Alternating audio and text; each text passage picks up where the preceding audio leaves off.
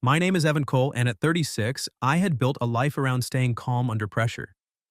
I was a senior strategy lead at a corporate restructuring firm in Boston, the kind of place where people wore expensive restraint and called stress velocity.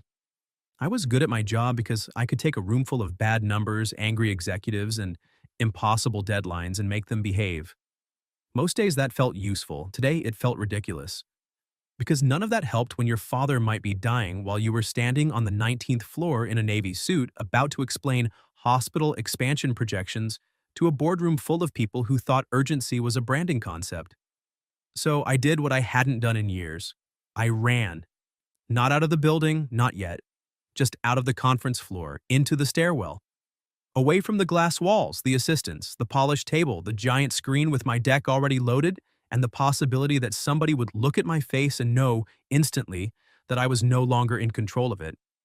I made it down one landing before the next door burst open above me. Evan, I kept going. Heard you the first time, I muttered. Heels hit concrete fast and sharp behind me. Then she was there. Natalie Brooks reached the next landing before I could take the turn, planted herself squarely in front of the stairs, and folded her arms like she had personally been appointed by the building to stop bad decisions. She was my biggest rival at work, and unfortunately, one of the only people in the firm who knew exactly how to read me. Natalie was 34, brilliant, infuriating, and so offensively competent it would have been easier to hate her if I hadn't respected her as much as I did. We had spent the last 2 years circling the same promotion, challenging each other in meetings, dismantling each other's weak points before anyone else could, and pretending that the electricity between us was just professional friction. Everybody else in the office thought we disliked each other. That was convenient. The truth was worse. We understood each other too well. "You're not leaving until you tell me what happened," she said. Exactly like that. No soft landing, no, "Are you okay?" No polite version. Just the door blocked by my rival in a charcoal pencil skirt and white blouse. Dark hair pinned up. ID badge still clipped to her waist. Eyes fixed on me with the kind of focus she usually reserved for flawed financial assumptions. "This is not your business," I said. "No." She tilted her head slightly. "But you don't sprint for a stairwell 5 minutes before a client pitch unless something is very wrong, and I'd prefer to know whether I'm about to present a loan or call an ambulance." Under normal circumstances, I might have laughed. That was the problem with Natalie. She could make concern sound like a challenge and a challenge sound like concern. I gripped the phone tighter. My dad collapsed. Her whole face changed. Not dramatically. That would have been easier. It softened in one precise, immediate shift, and all the rivalry drained out of it at once. Collapsed how? I don't know. I hated how rough my own voice sounded. My sister texted. They were at his physical therapy appointment. They're taking him to St. Luke's. Natalie's eyes flicked to my phone, then back to me. Did she say he was conscious? No. Did she say stroke? Heart? Anything? No. She nodded once, thinking, always thinking. Then she asked, "Can you drive right now?" That irritated me immediately, which was probably why she asked it. Yes. That's not an answer, that's pride. I took one step down. She didn't move. Natalie. No, not until you stop pretending that if you keep your voice level, you're functioning. Her eyes stayed on mine. You're shaking. I looked down. My hand was, in fact, shaking. I hated that she'd noticed. I hated more that she was the one who had. This is exactly why I was leaving, I said. What, because you'd rather fall apart in traffic than let anyone see it in a stairwell? That's not fair. No, she said quietly. It's accurate. The silence after that felt too full. I wanted to get past her. I wanted to call my sister. I wanted my father not to be on his way to a hospital, while a woman I spent half my working life trying not to think about too much stood 6 feet away and looked at me like she could see straight through every defensive habit I owned. Natalie reached into the pocket of her blazer and pulled out her phone. "I'm calling Valerie," she said. I frowned. Why? Because Valerie can take the deck. She was already typing. "I know you're half better than she does, so I'll handle questions if they push on the financial projections. You can't just, I can and I am. Natalie, that's the Hartwell account. I'm aware." That's your presentation, too. That almost made her smile, but not quite. Yes, which is why I know we don't miss it unless there's a real reason. Then she looked up from her phone and said something that hit far harder than I was prepared for. Go be a son, Evan. I can be your rival again tomorrow. That stopped me. Because in all the years I had known her, Natalie had never once stepped aside for me. Not in meetings, not in promotions, not in strategy calls, not in anything. And now, in the exact moment it would cost her the most, she had. My phone buzzed again. A message from my sister. He's awake. Doctor says come now. The relief was so sharp it almost hurt. I closed my eyes for half a second. When I opened them, Natalie was still standing there, one hand braced on the rail, watching my face with that same fierce, steady attention. Alive? She asked. I nodded once. Awake. Her shoulders eased, only a little, but I saw it. Then she stepped aside. Finally. I moved past her, but when I reached the next landing, her voice stopped me again. Evan. I turned. Natalie stood there, in the gray stairwell light, phone in one hand, all sharp edges and impossible calm, and said, If the doctor says it's serious, call me before you call the office. I mean that. And just like that, my biggest rival stopped looking like the woman trying to beat me to the next title and started looking dangerously like the only person who had known exactly how to catch me before I broke. St. Luke's smelled like disinfectant, burnt coffee, and the kind of fear people tried to keep folded behind practical questions. By the time I got there, my sister Anna was in the family waiting area outside cardiac observation, still wearing her coat, hair half falling out of its clip, phone in one hand, and our father's wallet in the other. The second she saw me, she stood. He's okay? I asked. He's awake, she said immediately. They think it was an arrhythmia, maybe triggered by dehydration and overexertion. They're still running tests. I exhaled so hard it almost made me lightheaded. Not fine, but alive. Awake. Still here. Anna touched my arm. He kept asking if you were coming. That one got me.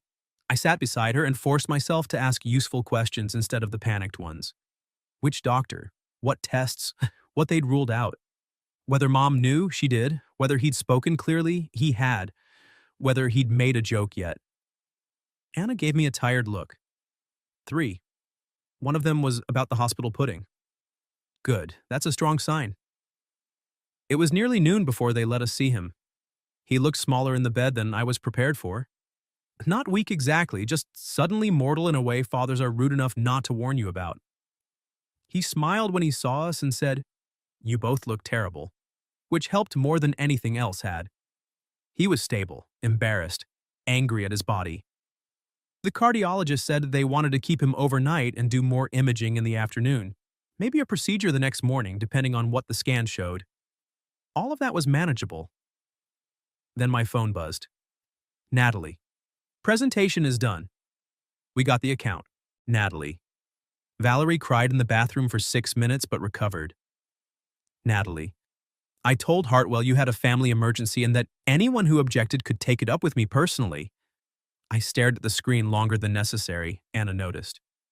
Work? Yeah. Bad? I looked down at the message again. No, I said slowly. Actually, weirdly not. The rest of the afternoon blurred into consent forms, coffee, and updates from nurses who had mastered the art of sounding calm without sounding fake. Around 4, Anna went downstairs to deal with insurance calls, and I was in the hallway outside my father's room pretending the vending machine crackers were food when someone said, That is a deeply depressing lunch choice. I turned. Natalie was standing there in the same white blouse and charcoal skirt from the office, blazer over one arm, hair no longer perfectly pinned, carrying a paper bag and 2 coffees, like she had stepped out of a very expensive version of Concern. For a second, I just stared at her. What are you doing here? I asked. She lifted one coffee slightly. You left without your charger, your notes, or the ability to make responsible nutritional decisions. I brought all 3. That should not have affected me as much as it did. Natalie. Yes? You came to the hospital. That does appear to be where I am. I laughed despite myself, and something in her face eased when I did. She handed me one of the coffees and the paper bag. Real food. A turkey sandwich from the deli downstairs, fruit, a granola bar I absolutely would not have chosen for myself. You handled the whole presentation? I asked. Yes. And Hartwell? Still pompous, still billable. I smiled into the coffee. She leaned one shoulder against the wall beside me. Your father? Stable. They're deciding whether to do a procedure tomorrow. Natalie nodded once. Good. Not cheerful, not careless, just sincerely relieved. I looked at her. You didn't have to do any of this. I know. Then why did you? That made her go quiet.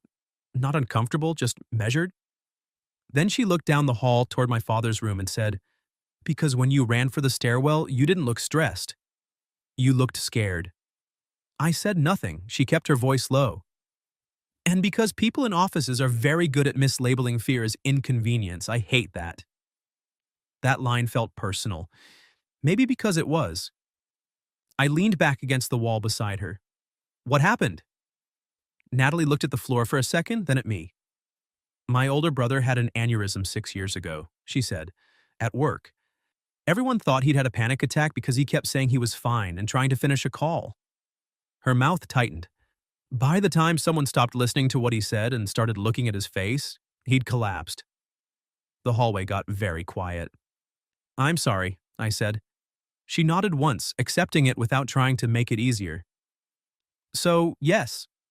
When I saw you in that stairwell, I may have overruled your dignity. That one got me. Not because it was funny, because it was the closest thing to a confession she had given me. I looked at her for a long second. Natalie, you should have told me. Her brows lifted slightly. Why? So you could become awkwardly nice in meetings? That seems unfair. That seems correct. I almost laughed again, but the feeling in my chest had changed shape too much for it. Anna came back around the corner then, stopped when she saw Natalie, and gave me a look I was absolutely not going to unpack in a hospital corridor. This is Natalie, I said. We work together.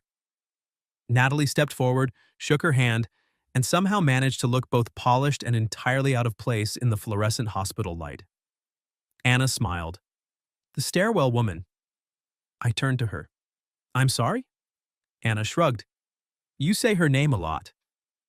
Natalie's eyes slid to mine. My entire nervous system filed an objection. Before I could recover, a nurse stepped out of my father's room and said, Family for Dr. Shu? Anna and I both turned. Then the nurse added, looking directly at me, And if Ms. Brooks is staying, the doctor will want to speak to all of you at once. I looked back at Natalie. She hadn't corrected the word staying, and for some reason that hit me harder than anything else. Had all day. Dr. Hai was calm, direct, and the first person all day who made the whole thing sound survivable. My father had a rhythm issue, not a heart attack, not a stroke. Serious enough to warrant a procedure in the morning, but controlled for now. Overnight monitoring, more tests. No dramatic promises, but no disaster either. The relief left me shaky in a whole new way.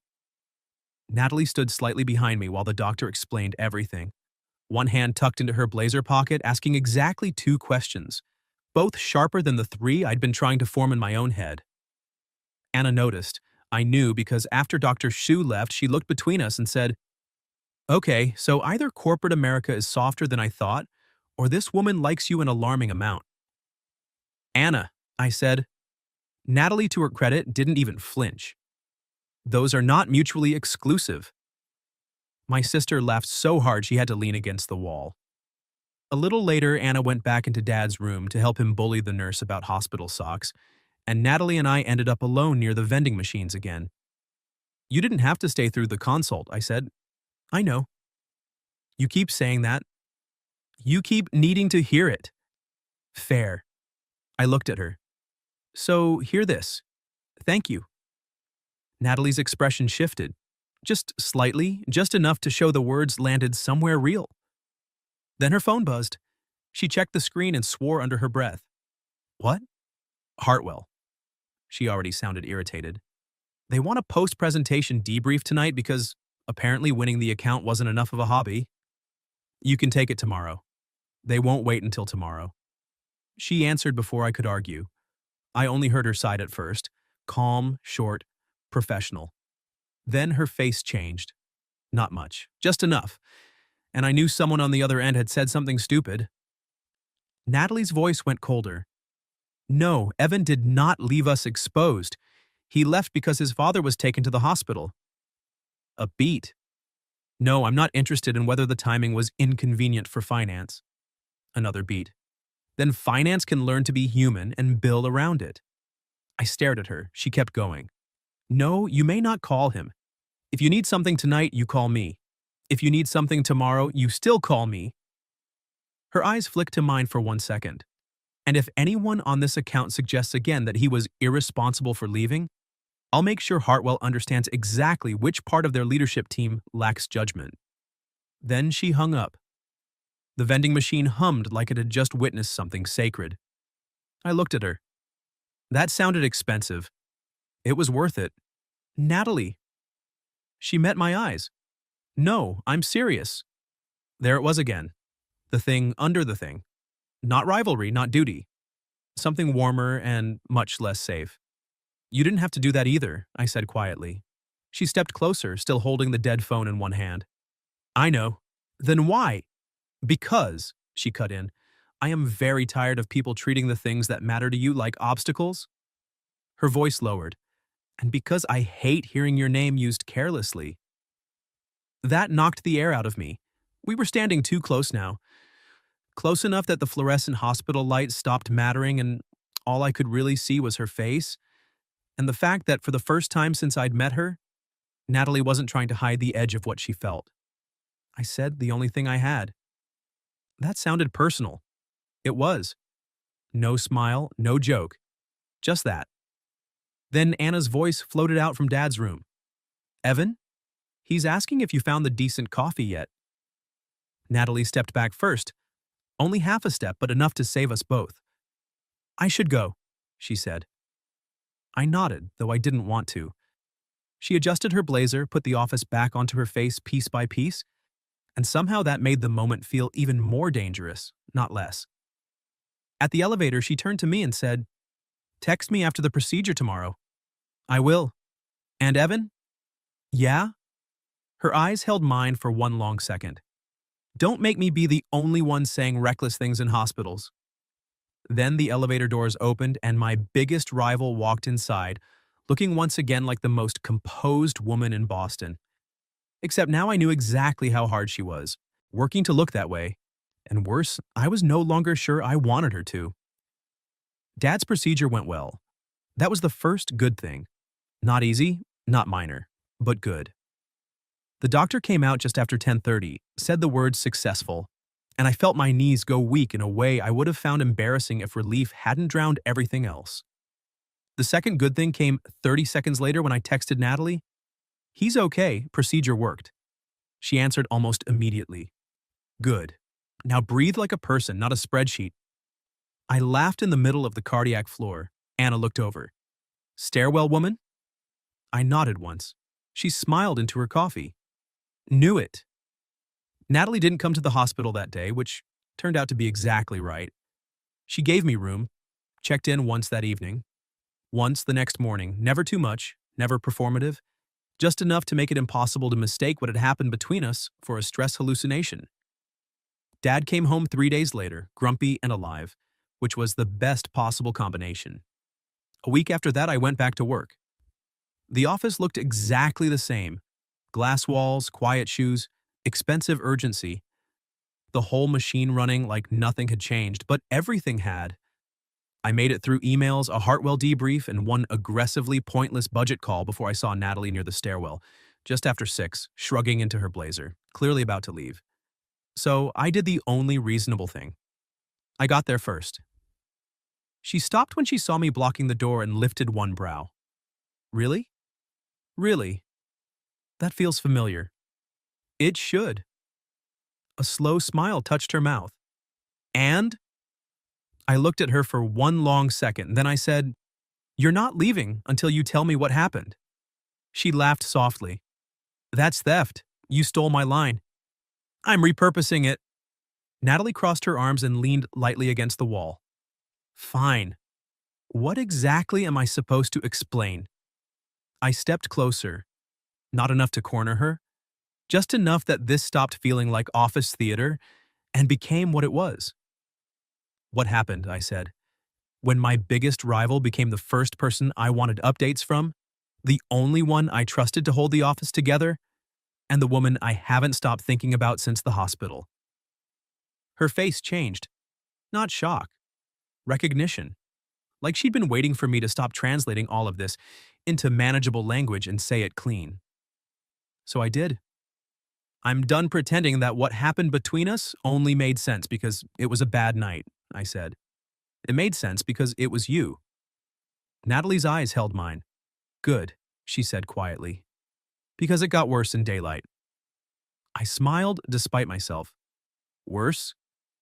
For my self-control. She took one step toward me. Much worse. That was enough. I kissed her there in the stairwell, not recklessly. Not like we were stealing something, like we were finally done delaying it. When we pulled apart, she kept one hand on my jacket and let out a breath that sounded almost annoyed. Well, she murmured, that still seems to be your word. It's efficient. So am I. That got a real smile out of her. Then she said, we should probably discuss the fact that we work together before I let this become a personality. Agreed. So we did. Not that second. Later, over dinner, like adults. We set rules. No office drama, no weaponizing rivalry, no letting whatever this was make us stupid in conference rooms. And because the promotion track was still active, we agreed on one more thing. If this was real, it deserved to survive ambition, not be hidden behind it. It turned out that was the easiest part. 3 weeks later, Natalie met my father. He looked at her across my parents' kitchen table, smiled at me over the rim of his coffee, and said, "So, this is the stairwell problem." I nearly choked. Natalie, traitor that she was, laughed and said, "I prefer stairwell solution." Dad liked her instantly. Of course he did. 4 months later, the firm named her head of strategic accounts and moved me into a new operations lead role under a different division head, which solved the reporting mess without either of us having to shrink.